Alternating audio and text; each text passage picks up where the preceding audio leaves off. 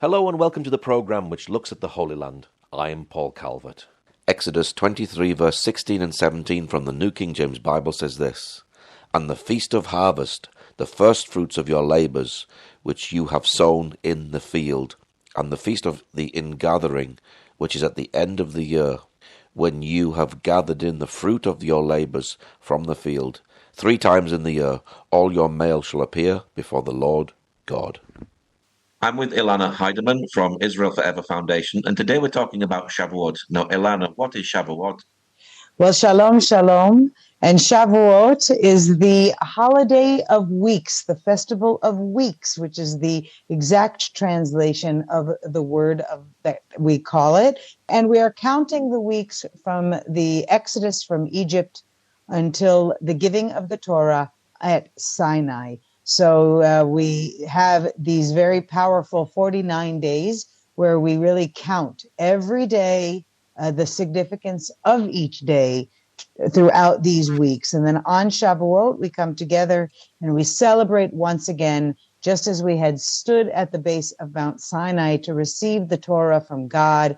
So too do we come together on Shavuot to celebrate again and to receive again the Torah as our guide, our book, of faith, and our book of integrity by which the Jewish people continue to live. Shavuot, I'll add, is also an agricultural holiday for those who are interested in the many aspects of the Jewish faith and Jewish culture. Our love of the land is something that we have always taken as a priority in our life. And so we also celebrate the first fruits that were brought to the temple.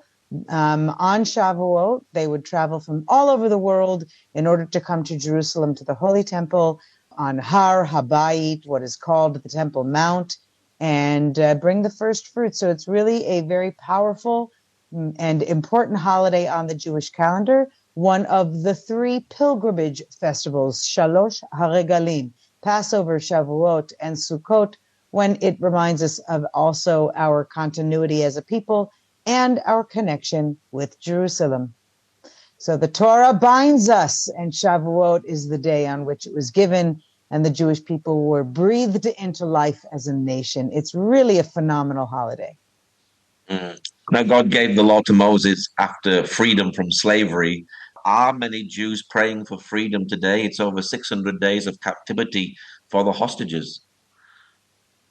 Freedom remains an elusive concept in our minds because we don't understand how an entire world has sat silently by for all of these days and denied the freedom of innocent individuals who were snatched from their homes, grabbed in mid-dance from their party and from the life that they deserve to live. Unfortunately, we continue to pray day after day that not only our hostages be released into freedom, but that we also are given the freedom to fight and win the war of what is happening in the war against Israel, because indeed it is a war against humanity.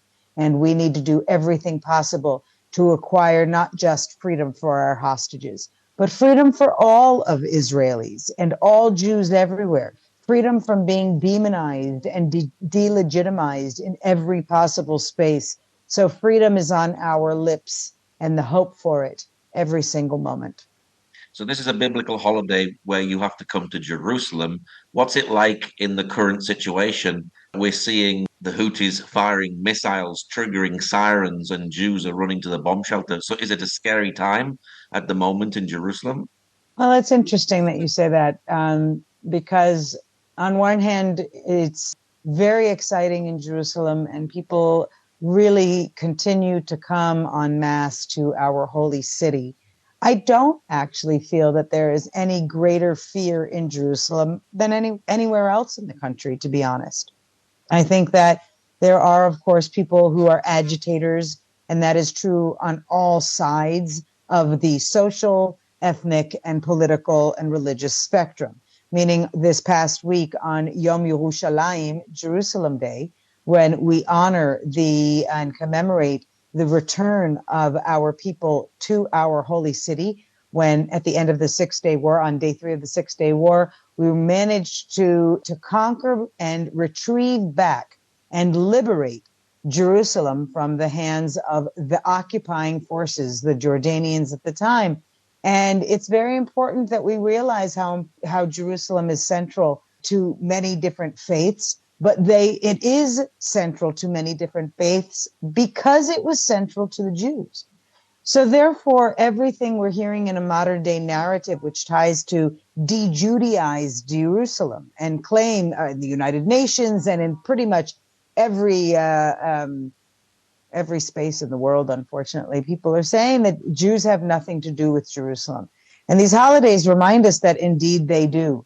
Indeed, this is our eternal capital city, and it is holy and important because of the Jewish nation. So on Yom Yerushalayim, there is a big parade that goes through, and it's been demonized that these religious Jews are inciting. However, if you've ever been a part of this parade, what you end up experiencing is many, many Jews singing, dancing, waving flags, and being happy. And there are those on the route that we walk, that are being spitting on the Jews, screaming at the Jews and calling for their death. And inevitably you have Jewish marchers who are calling for violations of those around them. Death to Arabs, I know, was heard somewhere, and therefore that makes front page news, therefore demonizing the hundreds and thousands of Jews who march, demonizing their very calm and peaceful, exciting day of celebration by tarnishing what this positive experience really is. So there are always ugly issues on every side of the society, and Jerusalem is a microcosm of it. So when we bring it to Shavuot, interestingly enough, we don't have a lot of that same fear factor than on any other day, because the Jews are going to Jerusalem. They are at the Kotel. We are walking freely in our religious attire with our families, celebrating the day, religious and non alike. And it has the potential to be a day of peace. So is there fear? I think that that's always true. I'll be honest with you, Paul. I think that these days we're seeing many elements of fear of those who are in Tel Aviv, where there are, and other random communities where there are terror attacks that are happening again and again. They're not just happening in the areas of Judea and Samaria. But of course, we have very high level security on guard these days, and many of the attempted attacks are thwarted. So, we get accused that we have high security, but imagine if all of these attempted attacks were actually successful. How many more hundreds, and that includes Jews, Arabs, Christians, Muslims of every type, how many would be killed? How many would be injured if our security installations weren't as good as they are? So, yes, you're right. There's a sensitivity in the air, but we always have to overcome it and keep our positivity and say, we will do everything possible to keep doing whatever necessary to build the exemplary society we believe that Israel, Jerusalem, and everywhere in between could be. Now, when it was Purim, many people remembered the Bebas children by dressing up as Batman. This Shavuot, will people be remembering the baby of Tzila Gez, who was shot and killed while going to give birth? Now we just hear today in the news that the baby has died. So do you think people will be remembering that family and that baby at this time? I want to say thank you, Paul, for knowing about Tzila Gez and her story and for asking this question. I do not think that there will be any specific reference to this one victim of terror, but she is certainly in our hearts because of the teachings that, may she rest in peace, Tzila was always offering through her social media engagement and through her work as a counselor. I think there are many people who were impacted by this one woman more than they realized, and then all of a sudden she meets this horrific, tragic death. And yes, the loss of the baby is really a loss in all of our hearts, because a Jewish woman, is the future of our people. And that child really captured the prayers and the hope of so many that at the very least, the husband who did survive the terror attack, maybe he should at least find consolation in the life of the new child. So it is very devastating for us to have to accept this news.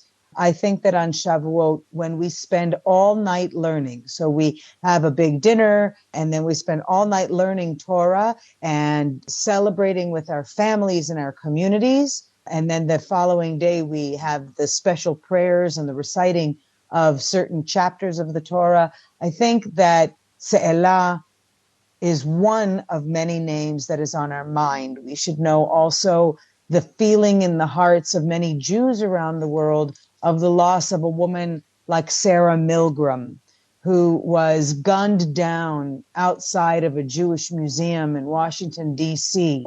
And unfortunately, her murder and that of her partner, Yaron, himself a Christian who very much believed in and followed Judaism, as Ruth, who is another figure from the Bible that we honor on Shavuot, as Ruth also took Judaism and took the Jewish people and our destiny upon herself. Yaron had really made himself an integral part in this society, having lived in Israel for many years and then moving to work for the embassy in Washington, D.C. The murder of these two individuals, like that of Se'elah Gez, is an example of the genocidal intent that is alive and well around the world.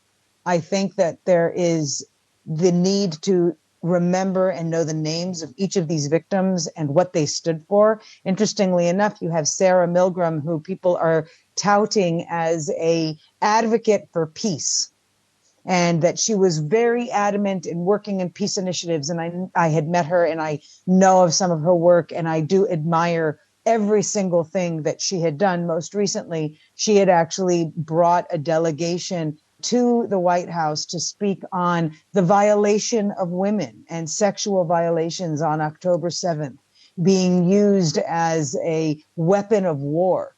And so her work was really wide spread.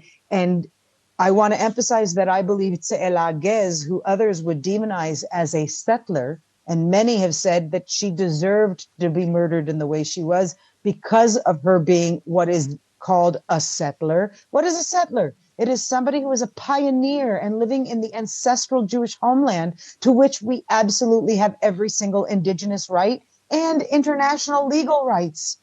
But because we're constantly having to toe the line and to worry about public opinion, international public opinion, we allow these wonderful pioneers to be labeled as if they are somehow a extremist element. But indeed, Se'elah Gez, I believe, was also very much a fighter for peace initiatives, wanting to be able to live. You asked earlier about freedom. She wanted to be able to live freely in her homeland and peace with the Arab neighbors amongst whom she lived. And so I think it's very important for us on this Shavuot to think of the various victims of the ongoing hate against Jews, the call to murder Jews, to legitimize the murder of Jews. Because on Shavuot, we also have to remember that we receive the Torah, which is our ethical code. It's the rules of daily life. This is our map for creating a just society. And I think what we're hoping this Shavuot is that the entire world will learn something from the Jews about how we all must work together to create the just society where we can all live in peace. Every faith, every side of the political spectrum, no one owns peace. And it's something that we all are fighting for. So we hope that our prayers this Shavuot will be answered and that we can see a new day of peace rise, as Yuval Raphael sang so beautifully in Eurovision, which, again, this is an idea that binds us to what we inherit on Shavuot and what we celebrate on Shavuot and all year round. Now, we've just remembered 600 days of captivity and war. Are you hopeful for a hostage deal before the start of Shavuot? In the many conversations we've had, we always ask if we're hopeful for it, and the answer is always yes, the hope is there. I am also a realist. We see that Hamas is manipulating every single potential deal, while the blame is being placed on Israel and Netanyahu through the derangement syndrome that has been born against Bibi. I think that it's important to realize that our hope is there. The deal on the table is not optimal at all. We are not at all hearing anyone in the world scream out for a deal for all living hostages to be released other than the Israelis. The Israelis are demanding, and the Israeli leadership is demanding, contrary to what public opinion may believe, they are demanding the release of them all. But in negotiations, we have compromise. And unfortunately, those who are mediating these negotiations are themselves complicit in the kidnapping, the funding of terror, and the extension of this war. They are benefiting from Israel continuing the war that we are fighting, and they are benefiting from the captivity of the hostages. To such an extent, you should be aware that in the several weeks ago, a deal that was offered was for the release of all the hostages, and the Qatar mediators themselves, it is said, told Hamas not to take the deal and to continue to hold out for more. So you actually have entities who claim to be impartial and claim to be seeking peace, actively involved in promoting incitement to terror and fueling the terror themselves. And that's something that we all need to be aware of. This deal that's on the table, we hope and pray that it will come to life. We cannot imagine the suffering of the hostages themselves. I mean, we can't, because the stories that we hear from the hostages who have been released, they defy our imagination. Now, I've said that for decades about the Holocaust, that they defy our imagination because we cannot put ourselves in that place. However, we have the evidence and we have the testimonies. And so I encourage everyone to go and seek out new testimonies that you can learn and hear from so that you have more information that you can share when you're talking with others who try to claim that the hostages are legitimate, that keeping these individuals who deserve their freedom captive is legitimate. And unless the common person is doing more, we're going to continue to see deals be evaded and opportunities missed, because too much support is being offered for the terror incentives and not enough support for the call to release the hostages and the war ends. That's it. It's a very simple equation. Release the hostages, the war ends. More people get involved in demanding that release, the war can end. All the suffering of all sides can be alleviated, not by Israel capitulating, but by Hamas surrendering and giving the hostages their freedom. But we said this on Pesach, and we'll probably continue to say it, because they will hold these hostages as long as they are playing cards, as long as they can benefit. And unfortunately, we're seeing a world that is enabling the benefit off of the innocent lives. And it's a disgusting reflection of what has happened to humanity. Reminds us again of the importance of Shavuot. Bringing the Torah to the world is what can save the world. Supporting Israel in this fight for humanity is what will save humanity. What is your prayer for Israel during Shavuot? Strength, and to find moments of joy amidst the heartache, and to find ways to not let those who seek to divide us and destroy our unity, to not allow them that power. It is really a sensitive time for the Jewish people. We're seeing a lot of division, even now that you have increasing attacks, terror attacks on Jews everywhere in the world. And so this is a new front to the war. And unfortunately, there is in any war, the competitive narratives of suffering. We already have seen it in these 600 days about the comparison between the suffering of the Palestinians in Gaza and the suffering of others and Jews living under wartime. Our conditions are different. The circumstances are different. But actually, for all of us to achieve peace, we all have the same goal, other than the fact that they continue to call for the murder and the extermination and the genocide of Israel and the Jews. So my prayer for Shavuot is that the light that came upon us on Mount Sinai will be cast upon the world, and that more and more people will see that if you stand with Israel, you will be blessed, as it says. And we need more people to stand up and be vocal and to do more. Go to your city councils, talk in your educational communities and in your personal communities. Do more, because you can save another soul by showing them the light. What is your website for people who'd like to know more? Our website is israelforever.org. And if you come and follow Israel Forever, where we are doing everything we can to inspire personal activism for individuals, families, and communities in creative ways, and where we are working to provide the information and resources where you can feel a sense of belonging as a virtual citizen of Israel, this is a community where we are proud to have, we just crossed, I'll say, in the last month, over 2 million, a reach of 2 million within the last 30 days. And it makes us feel so proud. We are such a small grassroots organization, really a small family trying to change the world with our little bit of hope and our prayers that more individuals can feel empowered. So come to israelforever.org. Sign up to our mailing list, join as a virtual citizen of Israel. And even more importantly, you can join us as an ambassador. You can do more so that we can save the world that deserves to be saved. And to know that we were not silent during these very, very important days. I think that our prayer collectively must be strength during these times of hardship and hope during these times of division.